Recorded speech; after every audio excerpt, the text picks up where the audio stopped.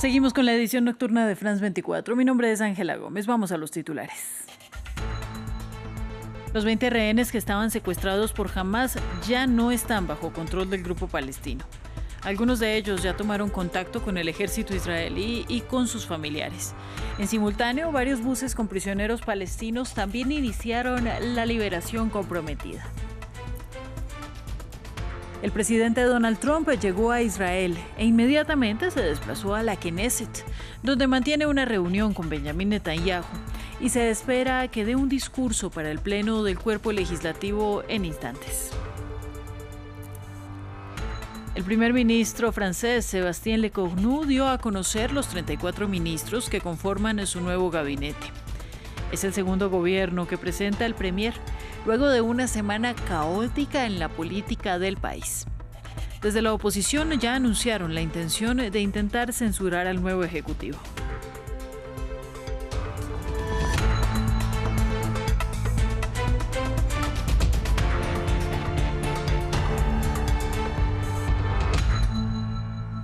El grupo militante palestino Hamás entregó a 20 rehenes israelíes al Comité Internacional de la Cruz Roja en Gaza, en virtud de la primera fase de un acuerdo de alto el fuego con Israel.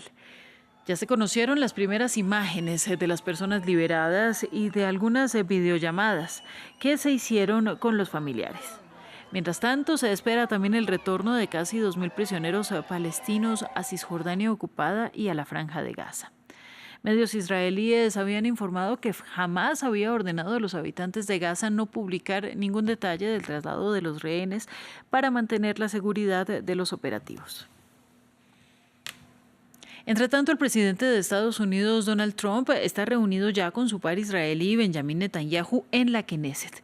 Allí tiene prevista una intensa agenda que incluye un encuentro más tarde con los rehenes liberados y también su intervención, por la que estamos esperando, en el Parlamento israelí, y finalmente una cumbre de paz en la ciudad balneario de Egipto, Sharm el Sheikh, que contará con la participación de más de 20 jefes de Estado para refrendar el acuerdo de 21 puntos con el que Donald Trump plantea el fin de la guerra en Gaza. Mientras estamos a la espera, vamos a un cambio de tema. La Casa Blanca evalúa enviar misiles Tomahawk a Ucrania, luego de una conversación telefónica entre los presidentes de Estados Unidos y Ucrania. Zelensky pidió expresamente que se le permita a su ejército utilizar los proyectiles, y Donald Trump declaró que es una posibilidad para intentar resolver la guerra. El Kremlin, por su parte, dijo que teme que este tipo de armamento sea usado con cargas nucleares contra su país. Trump coquetea con la posibilidad de enviar misiles Tomahawk a Ucrania. Este domingo, el presidente de Estados Unidos se refirió al pedido expreso del gobierno Zelensky para utilizar el armamento, asegurando que pondrá sobre la mesa el posible envío de este tipo de proyectiles pesados en sus próximas conversaciones con Rusia. Quizás hable con ellos, quizás les diga, miren, si esta guerra no se resuelve, les enviaré misiles Tomahawk. Quizás les diga eso. El Tomahawk es un arma increíble, un arma muy ofensiva. Y sinceramente, Rusia no necesita eso, no lo necesita. Sí, quizás les diga que si la guerra no se resuelve, es muy probable que lo hagamos. Quizá no, pero es posible que lo hagamos. Creo que es apropiado sacar el tema. Quiero que se resuelva la guerra. Mientras tanto, el presidente de Ucrania señaló que este domingo le insistió a Trump sobre el envío de Tomahawks durante una conversación telefónica. En una entrevista con Fox News, el jefe de Estado precisó que si Estados Unidos da luz verde para la utilización de los proyectiles, únicamente se utilizarán contra instalaciones militares. Vemos y oímos que Rusia teme que nos proporcionen misiles de crucero Tomahawk, lo que es una señal de que este tipo de presión puede funcionar en aras de la paz. Por su parte, el portavoz del Kremlin argumentó que la utilización de Tomahawks por parte de Ucrania no cambiaría la realidad en el frente, aunque advirtió que este tipo de armas es capaz de llevar cargas nucleares. Esta es un arma especial, puede ser nuclear o no nuclear, tiene un gran alcance, uno serio. La versión más reciente de los misiles Tomahawk tiene un alcance de hasta 2.500 kilómetros, lo que le permitiría al ejército ucraniano alcanzar objetivos en Moscú. Vamos a Francia porque el Elíseo anunció el nuevo gabinete de Sébastien Lecornu, el recién reelegido primer ministro francés. Momentos después de que se conocieran los nombres de los 34 jefes de cartera, tanto desde la oposición de Agrupación Nacional como desde la Francia insumisa, se anunció la intención de censurar al nuevo gabinete. El informe es de Hugo Caro Jiménez. Francia tiene nuevo gabinete y sin haber entrado en funciones ya es amenazado con ser censurado. El primer ministro Sébastien Lecornu anunció este domingo la conformación de su nuevo gobierno, solo unos días después de su efímero primer mandato.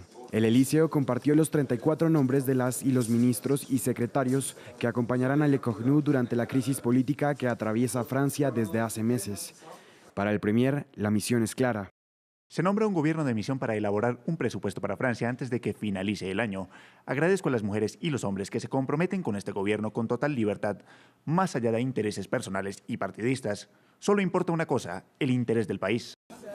Hasta el momento, Francia ha sido incapaz de aprobar un plan presupuestario para el próximo año y la cuenta regresiva para cumplir con los plazos constitucionales ya inició.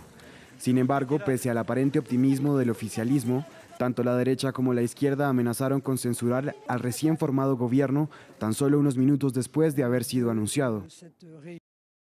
Como venimos afirmando desde hace varios días, el gobierno será censurado por Agrupación Nacional y nuestros aliados de las derechas por la República. Mañana presentaremos una moción de censura contra él. El presidente de la República debe anunciar lo antes posible la disolución de la Asamblea Nacional para que el pueblo francés pueda expresarse y elegir una mayoría de ruptura, que sin duda estará liderada por Jordan Bardella. Gobierno Lecornu 2. La macronía cada vez más aislada y mermada. Un consejo para los recién llegados. No desempaquen sus cajas demasiado rápido. La censura está por llegar y la salida de Macron le seguirá. El nuevo gabinete tiene previsto reunirse para abordar el presupuesto el próximo martes en lo que será el primer Consejo de Ministros. Pero la tarea es urgente, sacar a la Quinta República de lo que ya es considerado como su periodo más inestable, con 5 primeros ministros en menos de 2 años y un parlamento cada vez más fragmentado. En Ecuador este domingo la policía se enfrentó con manifestantes durante la conmemoración del Día de la Resistencia y en el día número 21 del paro nacional. Las fuerzas del orden rociaron a los asistentes con gases lacrimógenos, mientras estos intentaban avanzar a través de la capital. Las protestas estallaron a mediados de septiembre, después de que el presidente Daniel Noboa eliminara el subsidio al diésel. Jornada de represión en la capital ecuatoriana. Este domingo, durante la marcha que conmemoraba el Día de la Resistencia Indígena en Ecuador y en el día número 21 del paro nacional contra el presidente Daniel Noboa, agentes rociaron con gases lacrimógenos a manifestantes en Quito. Nuestra marcha es un recorrido pacífico. Queremos llegar a un lugar emblemático para los pueblos y nacionalidades como es el Parque El Arbolito. Estamos en nuestro derecho. Es 12 de octubre, Día de la Resistencia, compañeros. Estos colectivos, junto con la Federación Nacional Indígena CONAIE, convocaron la marcha en el marco del actual paro nacional. Este domingo sus participantes denunciaron las políticas del gobierno de Noboa. Exigimos generación de empleo, exigimos nosotros incremento de salarios, no más despido de trabajadores. El Ecuador es de todos los ecuatorianos. Hacemos un llamado y este 12 de octubre aplicamos la Constitución, el derecho a la resistencia de los trabajadores y los pueblos. Los diferentes sectores sociales, el movimiento indígena, los trabajadores, la juventud, los barrios de Quito, los pueblos del Ecuador, nos levantamos frente a las políticas neoliberales y hambreadoras del dictador Noboa. Por su parte, el Ministerio del Interior restó peso a las denuncias de represión policial, asegurando que el bloque de seguridad había hecho su trabajo y que la ciudad estaba en paz. Las protestas estallaron en la nación andina a mediados de septiembre, luego de que el joven mandatario pusiera fin a los subsidios del diésel, lo que provocó que el gobierno declarara un estado de emergencia en 10 de las 24 provincias del país el pasado 5 de octubre, mientras promueve una asamblea constituyente y en medio de denuncias por abuso de las fuerzas de seguridad. Vamos a Perú. Solo han transcurrido 3 días del inicio de la era de José Geri como presidente interino. Pero ya Lima vivió manifestaciones antigubernamentales. Jóvenes de la generación Z recordaron las acusaciones de corrupción y de violencia sexual contra Geri. El mandatario llamó al diálogo y conversó con un alcalde municipal que marchó hasta Lima para pedir más inversión estatal. Samuel Salgado Castro tiene los detalles. Aldo Carlos Mariños, alcalde de una pequeña ciudad en el departamento de Trujillo, entra a los alrededores del Palacio Presidencial en Lima. En un baño de masas, Aldo concluyó su larga marcha iniciada el 25 de agosto para protestar por la falta de inversión estatal en su región. Pero sus simpatizantes, varios de ellos jóvenes de la generación Z, aprovecharon para conducir la protesta contra el presidente interino José Gerí, en el poder desde el viernes tras la moción de vacancia contra Dina Boluarte. No nos consideramos como presidente. Hay personas que incluso creen que es peor que la asesina de Dina, porque es un violín. Prácticamente es un violín con varios cargos y que los fiscales le han archivado. Entonces creo que vamos a estar peor con él que con Dina. José Gerí logró ser presidente a pesar de que pesaban en su contra denuncias por enriquecimiento ilícito, desobediencia a la autoridad y violencia sexual, esta última ya archivada. Gerí, sin embargo, trata de ganar la batalla mediática. El sábado a la madrugada, en su primera aparición pública fuera del Palacio Presidencial, el presidente José Gerí lideró una redada en el penal de máxima seguridad Ancón 1. Más tarde, el mandatario visitó el lugar de un incendio que destruyó más de 100 casas en un barrio de Lima, dejando a muchas personas sin hogar. Y el domingo recibió en Palacio al alcalde Mariños. Para los peruanos siempre es importante escucharnos. Habrá puntos de encuentro y seguramente diferencias. José Gerí es el 7º presidente de la República desde 2016, en un país azotado por la inestabilidad política y la violencia del crimen organizado. Y este domingo llegó la primera reacción del presidente Nicolás Maduro al Nobel de Paz, que fue entregado a la opositora María Corina Machado. El mandatario estuvo presente en Caracas en los eventos para conmemorar el Día de la Resistencia Indígena. Ahí, Maduro habló de la sayona, que es como en el pasado se ha referido a Machado, en alusión a un personaje del folclore nacional. Recordemos que desde el chavismo también han acusado previamente a la opositora de pedir una invasión extranjera en el país. Ahí están todas las encuestas. Un 90% de nuestro pueblo repudia cualquier amenaza de invasión o guerra contra Venezuela. Todas las encuestas lo dicen. Un 80-85% de nuestro pueblo está dispuesto a combatir por su patria, por su tierra, Venezuela. Un 90% de toda la población repudia a la bruja demoníaca de la sayona. Y ahora México, las fuertes lluvias que golpearon el centro del país han dejado al menos 47 muertos y 38 desaparecidos, según reportaron las autoridades mexicanas. Los estados más afectados son Hidalgo, Puebla, Querétaro, San Luis de Potosí y Veracruz. La presidenta Claudia Sheinbaum viajó a este último estado y prometió ayuda a los miles de damnificados. Informe de William Gasó.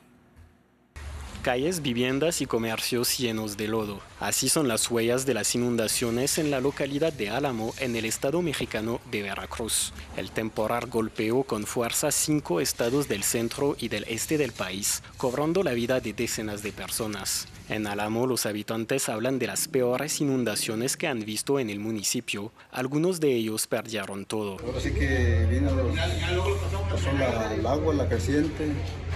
Se nos llevó todo, se nos echó a perder todo, la mercancía y todo se nos llevó el agua. El domingo, el mejoramiento del tiempo permitió el inicio de los labores de limpieza. Sin embargo, las fuertes lluvias generaron derrumbes y daños en carreteras, por lo que los numerosos municipios ubicados en zonas montañosas quedaban cortados del resto del país. Frente a la tragedia, la presidenta Claudia Sheinbaum se desplazó al estado de Veracruz para atender a las víctimas y les prometió el apoyo del Estado. A todos, si perdieron su comercio o perdieron su vivienda, a todos se les va a apoyar. Para eso primero se hace el censo y a partir de la información que tengamos ya se les dice cuál es el primero, segundo y tercer apoyo que se va a dar. Las Fuerzas Armadas desplegaron a 5.400 efectivos para distribuir ayuda a los damnificados. En total, 117 municipios están afectados por el temporal, según indicaron las autoridades mexicanas. Donald Trump continúa reunido con Benjamin Netanyahu en la Knesset antes del discurso del mandatario estadounidense. Y hace minutos se conoció que Netanyahu, al parecer, asistirá en Egipto a la cumbre sobre Gaza. Esto según la televisión pública israelí. Actualizaremos cuando nos sea posible y cuando la información esté disponible. Ya volvemos con más.